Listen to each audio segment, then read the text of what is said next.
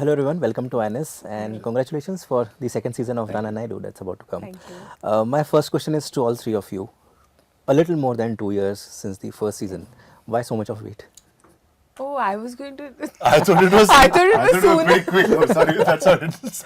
Listen, I mean, okay, yes, I can understand from the perspective of the fans, but I like really from the process of just, thinking of it, making it, before writing it, and then just like really putting it out there to be higher than the first season.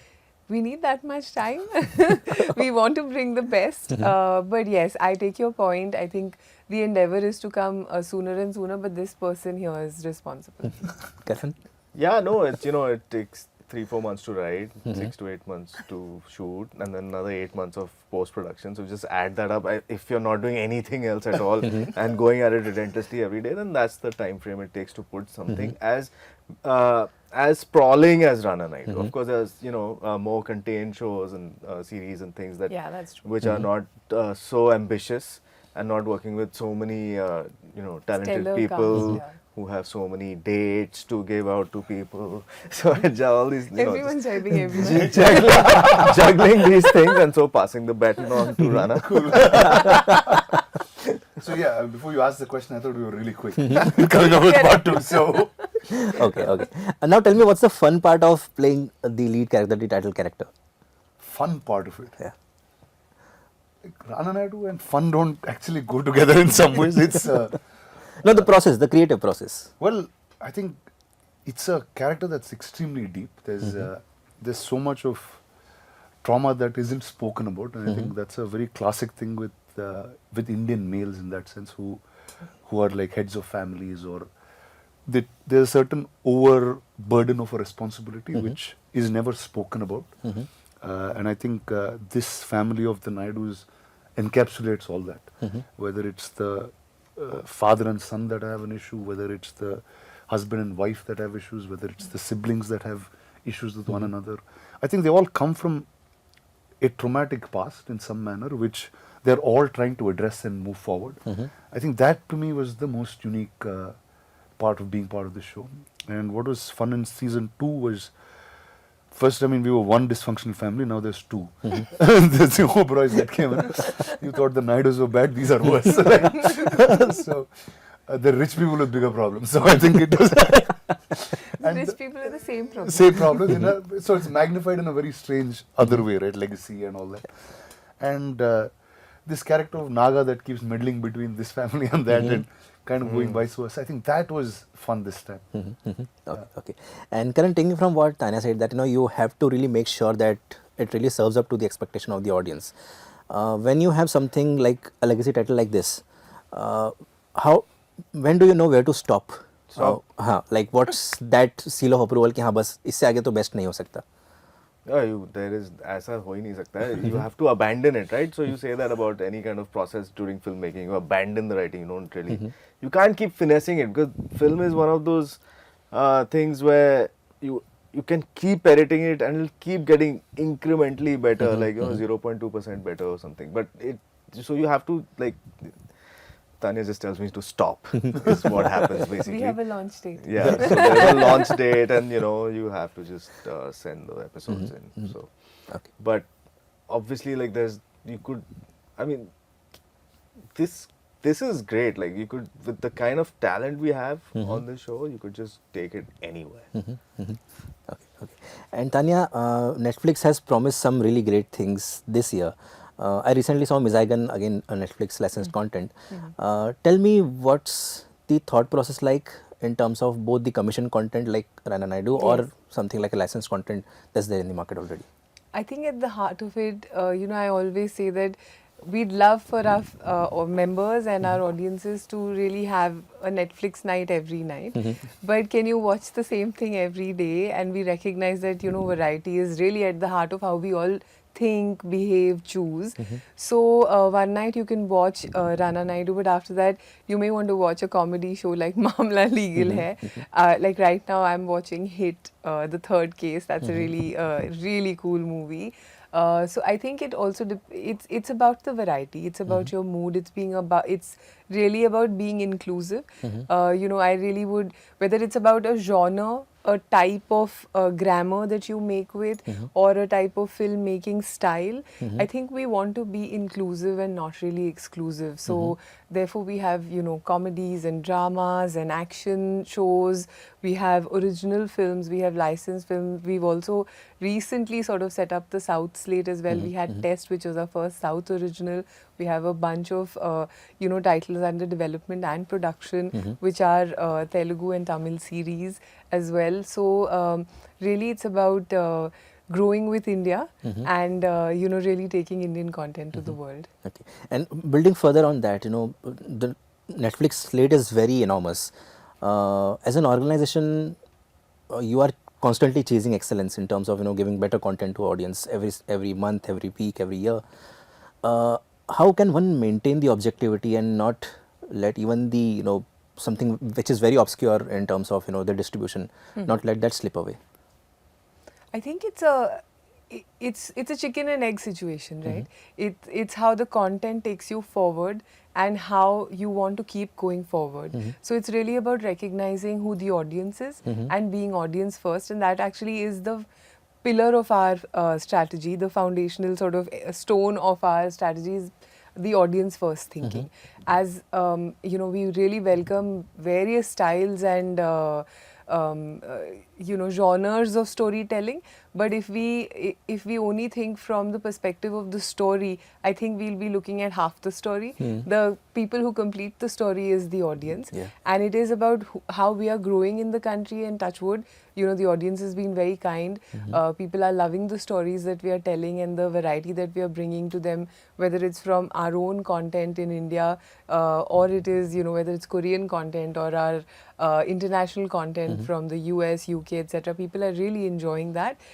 So the endeavors to actually keep diversifying, keep growing and doing really exciting things, breaking some boundaries, trying new things. Now it sounds like a whole lot of generalizations, so I'll stop. Okay. And Rana, taking that further, the diversification bit, I have observed one thing, that you are always at the forefront when it comes to presenting different kinds of cinema to different audience in the country, outside of the country as well. All we imagine as Light Piles, whom we last spoke during the interview.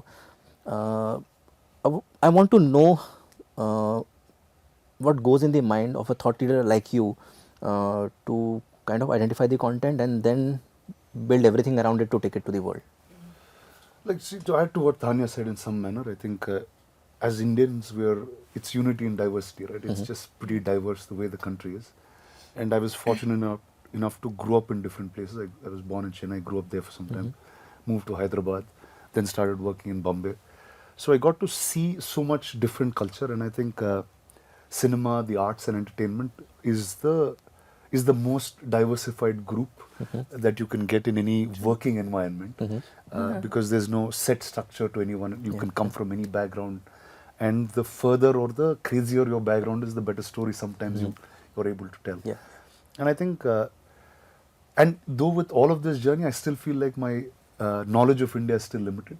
The understanding of relationships are limited. And I think I've learned stuff through cinema. Whatever I know in my life today, I mean, I was a terrible guy at school. I just didn't study nothing. I just read comic books and watched movies and some TV shows. So I think that is the largest education that one can have, where you need to know yourself, you need to know who you are and where you come from. And I think cinema and arts is the only thing that tells you that. And most times the business of it kind of pigeons you into a place where, okay, this is working, let's just do these things again and again. But as an audience, that's not what you want. You want to see different things every time you go. So for me, my job is, okay, if there is some story that's not being heard enough, can I find a mainstream distribution way to make sure that receives that audience? So that's pretty much where it is. Okay. And in a creative process, obsession is of prime importance. That's how I understand it. Because you get an idea, you start working around it, and then you start getting obsessed with it. You know, day and night, every moment of the day you're thinking about it, that I'll play this character in this particular way, I'll pitch it in a certain way. While playing Rana Naidu, how did you deal with that obsession, and how did you make the best of that obsession? One, I think from the first time I started working on this about a couple of years ago when season 1 started, I think it was a dark version of my life. I come from a big joint family, but we're all a very happy and fun-loving family. Here it's a big joint family that's the most disjointed that you can find. I think strangely, if you're an entrepreneur in the media world, you have to keep constantly fixing things. I'm sure Tanya will agree with that. Yes. Because like every time the challenge is different, it's new, it's not something that you've seen before. And I feel like that's what this show was. There was a large part of life that was going on. And unlike a feature film, this was my first show when I came to it. It's not a set path. It's not like few obstacles you cross and the film is done. It's like you're living with these people in some manner. It's almost like life, right? Like you might like this person for some time, something that he does, you don't like him. So there's a larger kind of relationship that you have with people. So I think so it was more life than performance in some ways. Okay. And Karan, you are born and raised in Bombay and you speak Telugu fairly as well, or? No, I don't speak Telugu. So how does it work on the set? Like how do you gauge the moment of the truth of the moment? So there isn't much Telugu, but there are some very interesting moments with Telugu that we have had. Like we had this scene we were shooting, and it was a face-off between Naga and Rana. Okay, so Venki sir and Rana are in the scene. It's a pretty tight close, and they come in close, and their volume is increasing. You know, with every line, they sort of, and it's all in Hindi.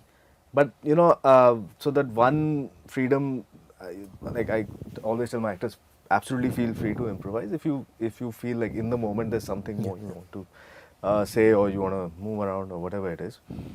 And once in a while, what they do is they break into Telugu, right? So, and it's always about, let's not do anything that is crucial to the story in Telugu, but more what is the mood and what is it that you want to say, and it comes naturally to them in any case. So I'm always trying to push them into like go with the flow and just carry forward in Telugu if you have to. And so that was happening in this really intense scene. Okay, and then suddenly, you know, it's simmering, and then they break into Telugu. I'm like, okay, the magic has started. They're in character.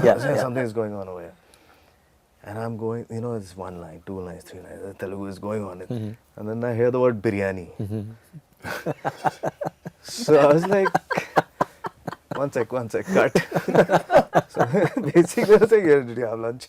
I've got some great lunch. I have some biryani. So I didn't call for cut. It was like, okay, let's just be in the mood and say whatever is going on. It's going to be lunch break anyways. I think I had lunch. You had this? Okay. So we're in that same mood but saying lines. Okay, and for my last question, Tanya, I've been meaning to ask this since so long. Guns and Gulab's second season, when we will get to see, and also if there's any possibility for Mindhunter new season coming up. You if always ask me this. You know, I would say, I don't know if we necessarily need to do Mindhunter. That's a very US driven thing, but whether it is Kora or whether it is Black Warrant, it sort of gives you that kind of payoff of understanding the criminal system, the justice system, the criminals, all of that a little better. And Guns and Gulabs, we've got Raj and DK really, really busy with Rakt Brahmand right now. So I think they'll get to it as soon as they can. It's one of my favorite shows as well. So trust me, I'm always on their tail for this.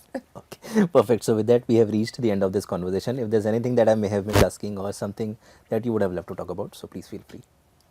I'd call out Arjun. I think Arjun's addition to the cast this season is actually really, really dynamic.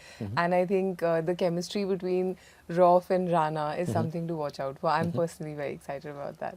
Okay, perfect. And Rana, any closing Well, words? it's out June 13th, you tell me. Yes. Thank you. Perfect. So on that note, thank you so much, and I wish you all the best for Thank the you, second thank you. season. Thank you. All right, Thanks, thank you. Akshay.